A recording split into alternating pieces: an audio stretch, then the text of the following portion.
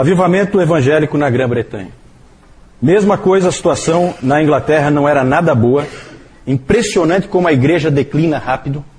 Impressionante como ela pode declinar muito rapidamente, porque na virada do século XVII para o século XVIII, os puritanos estão logo ali. Os puritanos são do século XVII. Pois em algum tempo, pouquíssimas gerações, já estava tudo perdido. E a incredulidade, o mundanismo estavam presentes na igreja, fortemente. O estado do país era muito ruim. E os historiadores dizem que a Revolução Francesa tinha muito mais chance de acontecer na Inglaterra do que na própria França. Não fosse isso aí, certo? Isso o Dr. Lloyd Jones sempre fala, que foi o avivamento que impediu que houvesse uma Revolução Francesa, no caso seria uma Revolução Inglesa, né? Algo parecido com a Revolução Francesa na Inglaterra. O avivamento ali veio por alguns meios. Um desses meios é, não surpreendentemente, os irmãos morávios. Os irmãos morávios foram para a Inglaterra e eles eram incansáveis. São indivíduos que impactam realmente. É famosa a história do John Wesley atravessando o Oceano Atlântico, tempestade. Ele apavorado, ele era cristão, mas estava apavorado porque ia morrer. E os morávios que estavam com ele na viagem cantavam. E aquilo impressionou ele profundamente. Ele falou, eu sou cristão e eles também. Mas nós não somos iguais. Tem algum problema em mim. Certo? Então os morávios, eles têm um impacto tremendo. Então eles foram importantes para que a Inglaterra fosse alcançada pelo avivamento. Eles pregavam em todo lugar. São indivíduos realmente que chamam a atenção. E, além dos morávios, os metodistas, assim chamados. Ficaram conhecidos como os metodistas. Certo? Hoje existe a igreja metodista, certo? Mas aqui nesse momento, metodistas são alguns indivíduos dentro da igreja anglicana, dentro da igreja da Inglaterra, que são chamados pelos outros de metodistas, certo? E os principais são John Wesley, John e Charles Wesley, irmãos, e George Whitefield. George Whitefield nós vamos falar um pouquinho mais para frente, porque ele é importante tanto na Grã-Bretanha como nos Estados Unidos. Nós vamos falar dele quando a gente falar dos Estados Unidos. Porque talvez lá ele tenha tido mais impacto até do que na própria Grã-Bretanha. Vamos falar um pouquinho dos Wesley. John Wesley era filho de um pastor da igreja anglicana. Samuel e Susana Wesley tinham uma quantidade absurda de filhos, 19 filhos. John é o 15º e Charles é o 18º, certo? Olha, 19 filhos é coisa. A família deles era uma família cristã, decente, correta. A Susana Wesley é considerada um exemplo de cuidado com a família. Mas não tinha ensinado muito aos meninos sobre a graça de Deus. Os meninos aprenderam a se conformar aos princípios da lei de Deus, a serem corretos diante do Senhor, mas não tinham entendido a graça. Esse é o grande ponto do John Wesley. Ele não conhecia a graça de Deus. Em Oxford, eles foram estudar em Oxford, e tanto o John como o Charles, e lá em Oxford eles fundaram o chamado Clube Santo. O Clube Santo era um grupo de estudantes que se reuniam para se estimularem à santidade, para que eles se esforçassem, um cobrava do outro e tal, e se ajudavam para que eles pudessem viver uma vida de santidade. Lá eles liam livros como A Imitação de Cristo, que eu falei aqui, até o Newton tinha lá um exemplar, eu mostrei para vocês, A Imitação de Cristo, do Thomas A. Kempis, e também eles liam muito o livro do William Law, um sério chamado A Uma Vida Devotada e Santa. John e Charles acabaram sendo ordenados pastores da igreja anglicana e foram enviados para a Geórgia, nos Estados Unidos, que foi a viagem, né, lá nessa viagem no Atlântico, que houve a tal da situação com os morávios, que eu falei há pouco, certo? O trabalho de John Wesley lá nos Estados Unidos foi um verdadeiro fracasso. Nada deu certo, não conseguiu nada. Deus não queria que ele tivesse sucesso ali. Às vezes as coisas são assim, né? Foi um verdadeiro fracasso. Ele não estava preparado ainda para a obra que Deus tinha para ele. Desse tempo ele disse o seguinte, falando desse tempo ele disse o seguinte: todo o tempo que passei na Geórgia, eu ficava esmurrando o ar.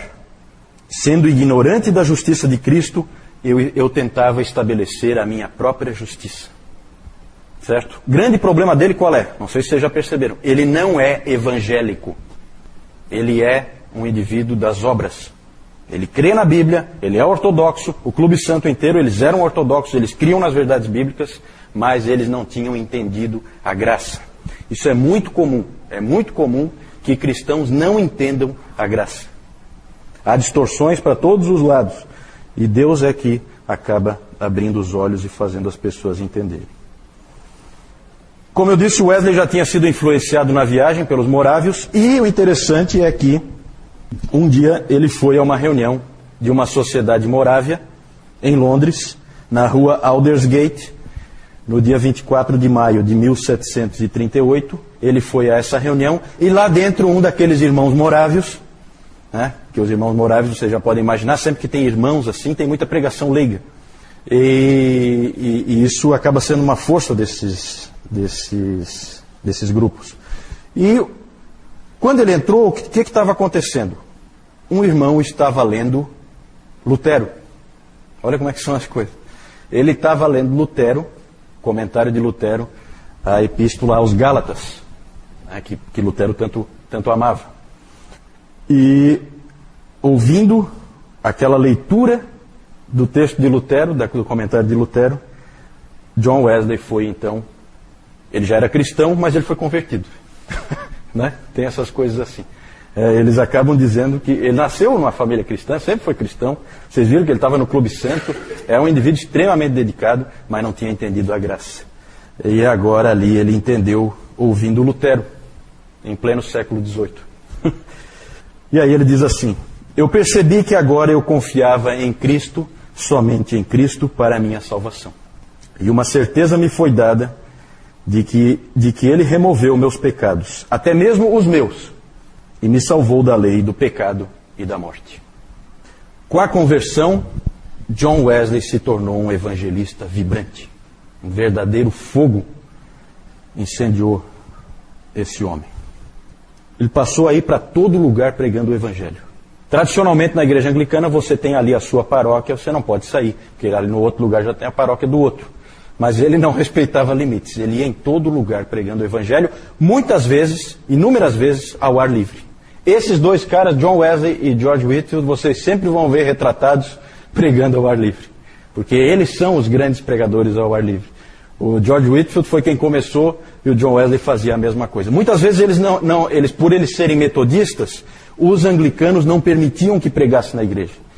Então eles pegavam lá um caixote, alguma coisa, colocavam, subiam no caixote e pregavam para o povo que vinha ouvi-los. Certo? Mas ninguém segurava. Não tinha como segurar. A teologia de John Wesley não era grande coisa, tá? O Dr. Lloyd Jones, nesse livro aqui, ó, depois de fazer esse curso, vocês vão estar bastante bem preparados para lerem esse livro aqui, ó. É um livro que não é muito trivial, mas que é extremamente edificante. Os puritanos, suas origens e seus sucessores. São as palestras do Dr. Lloyd Jones que ele fazia anualmente na Conferência Puritana e na Conferência Westminster depois. E quando ele fala de John Wesley, Lloyd Jones, ele diz que John Wesley era um indivíduo um pouco confuso, um dos mais confusos da história da igreja, né, em termos doutrinários. Ele era um pouco atrapalhado. Com certeza uma das influências muito fortes nele era da família dele. A família atrapalhava um pouco para que ele pensasse corretamente. Toda a bagagem que ele tinha recebido da família tinha atrapalhado um pouco. Por quê? Porque ele ficou aferrado naquele arminianismo que ele tinha recebido da família. Não vendo que o que ele tinha descoberto sobre a graça não casa com arminianismo. Arminianismo é obras. Certo? Então não fecha. Então era confuso. O Spurgeon foi um pouquinho mais cruel com ele e disse o seguinte: paz para as suas cinzas, mas morte aos seus erros. Porque os grandes erros de John Wesley são os seguintes: o arminianismo é o primeiro, e o segundo, a doutrina esquisitíssima, nunca deu para ninguém até hoje acho que entendeu essa doutrina, a doutrina da plena santificação. certo? Era uma doutrina que ele tinha, baseado lá em 1 João, naquele texto de 1 João 3, isso. 1 João 3,6, o que diz lá em 1 João 3,6? Ele pegava esse texto, 1 João 3,6, todo aquele que permanece nele não vive pecando, todo aquele que vive pecando não o viu nem o conheceu.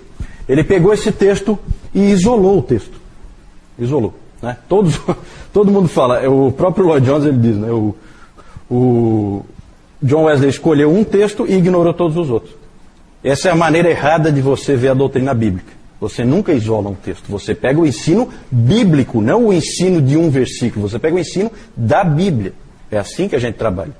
É assim que é a maneira certa de você entender a palavra de Deus. Então ali ele realmente exagerou. A doutrina da plena santificação é mais ou menos, tá? A ideia de que num determinado momento você pode ser totalmente santificado e você não peca mais. Isso pode acontecer com você. É isso que ele dizia.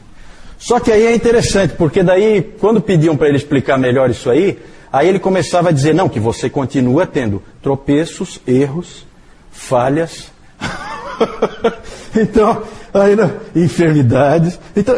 Então não dava para entender, ele começou a colocar um monte de exceções. Claro, porque isso aí, evidentemente, não se comprova na prática na vida de ninguém. Certo? Então, nem na dele. Não, ele nunca disse que ele tinha... Né? Ele falava que o John Fletcher tinha sido plenamente santificado. Sobre ele nunca disse isso. É interessante. Mas realmente é uma doutrina esquisita, não dá para negar. Os Wesley escreveram muitos hinos. Charles Wesley é famoso pelos seus hinos, né? O irmão mais novo do John. Ele escreveu só 6.000 hinos. 6.000 hinos. Tá? Charles Wesley. O trabalho, a pregação e a dedicação dos Wesley levou à formação de um grupo chamado os Metodistas. Eles tinham o hábito de formar sociedades separadas, em que as pessoas que os ouviam ficavam separadas da grande massa da igreja anglicana. Certo? Essas sociedades metodistas, elas acabaram criando espaço para o surgimento de uma nova denominação. E quando John Wesley, em 1784, já estava velhinho, né?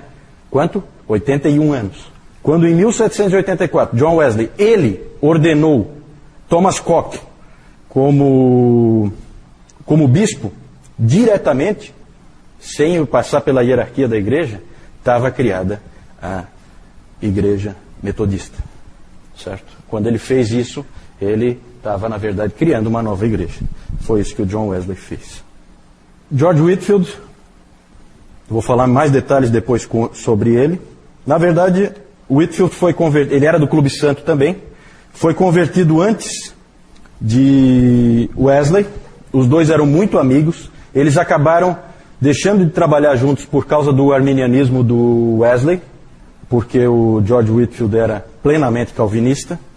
E então não dava para trabalhar junto, mas eles sempre permaneceram amigos. Até o próprio George Whitefield pregou. Certa vez perguntaram para ele se ele achava que ele ia encontrar John Wesley no céu. E aí ele respondeu, porque o sujeito estava tentando induzi-lo a dizer que John Wesley é um herege e que, portanto, Wesley não seria encontrado no céu.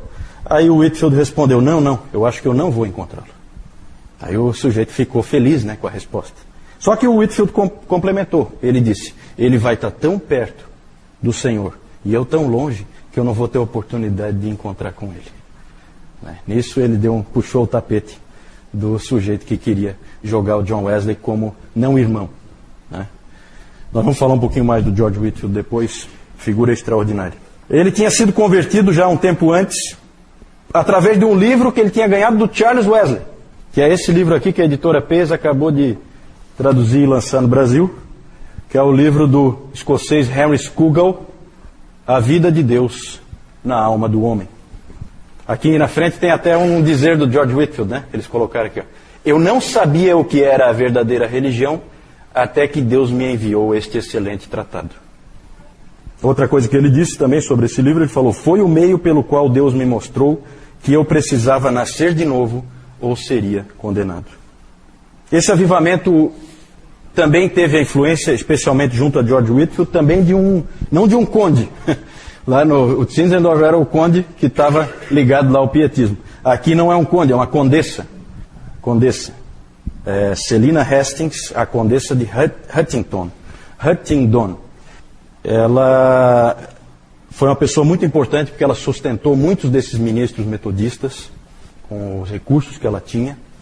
Ela conseguiu levar essa obra para frente, apoiou eles muito. Foi uma pessoa importante nesse processo todo. Nós não temos tempo de falar aqui, porque nós estamos falando do avivamento evangélico na Grã-Bretanha, e seria muito interessante se a gente pudesse falar dos grandes pregadores do país de Gales, né, que o Dr. Lloyd Jones gostava tanto, ele que era galês, né, como Howell Harris, como Daniel Rowland e William Williams, o compositor de hinos. Não temos tempo para falar deles, tem histórias fantásticas desses homens. Grande obra de Deus também no país de Gales, através desses homens aí. Então Deus estava fazendo uma obra muito grande nesse período do século XVIII. Aí então, só mostrar para vocês o Clube Santo, aqui reunido, esse que está em pé, o John Wesley. Né? Então vocês têm mais ou menos uma ideia. Um grupo de estudantes, vê a seriedade desses jovens aí, né? Só que não tinham entendido plenamente a mensagem